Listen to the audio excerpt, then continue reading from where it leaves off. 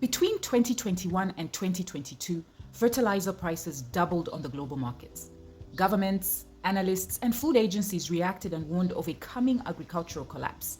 The logic was that if fertilizer becomes too expensive, farmers stop using it. And if they stop using it, yields fall. And if yields fall, then food systems come under pressure. So when researchers reviewed the data, they expected to see a major drop in fertilizer demand. But what they found was different. Global fertilizer demand only declined slightly. And that immediately raises a harder question, which is, why didn't global fertilizer use collapse if the prices were that extreme? Because the global average here is smoothing out very different realities. Welcome to my channel, where I explore ideas, data, and stories shaping our world. I break down research across agriculture, economics, policy, and global development into clear, practical insights. If you enjoy evidence-based analysis, please subscribe and let's get into it. Now, three major shocks hit the fertilizer market within a short period. The first was COVID-19. During the pandemic, global demand for fertilizer initially dropped as supply chains and farming activities slowed down. But as economies began to reopen, crop prices increased and demand rebounded quickly. Supply, however, could not adjust at the same pace, creating an early pressure on prices. Then came energy prices. Nitrogen-based fertilizers depend heavily on natural gas. As energy prices surged in 2021, production costs also rose. In some regions, factories reduced output because it simply stopped being profitable to run at full capacity. Then the Russia-Ukraine war tightened everything further. Russia is a major exporter of fertilizer inputs, including nitrogen, potash, and phosphate. The conflict and resulting trade disruptions tightened global supply further. By 2022, fertilizer prices in some markets had more than doubled compared to pre-pandemic levels, with certain products reaching even higher peaks. Now, despite the price shock, fertilizer demand only shifted slightly. According to the paper, global consumption moved from roughly 202 million metric tons in 2020 to 196 million in 2021 and about 188 million in 2022. That is a decline of around 7% over 2 years. It's smaller than expected given the severity of the price increases, and the explanation lies in who was actually buying the fertilizer. Large commercial farming systems in regions like North and South America and also parts of Europe absorbed the shock differently. In many cases, crop prices also rose, which helped offset higher input costs.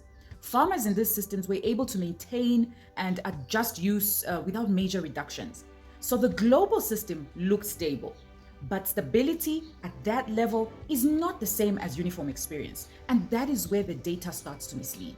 At smallholder level, especially across parts of sub-Saharan Africa, the picture changes completely. The paper highlights a sharp deterioration in fertilizer affordability during the price spike.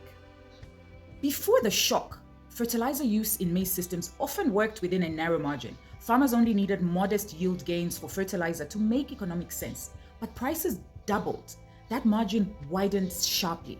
In some cases, it moved beyond what was realistically achievable under the same rainfall, soil, and seed conditions, so farmers adjusted in predictable ways. Some reduced application rates, others applied fertilizer only to part of their land. Some shifted spending away from other household needs just to maintain minimal input use.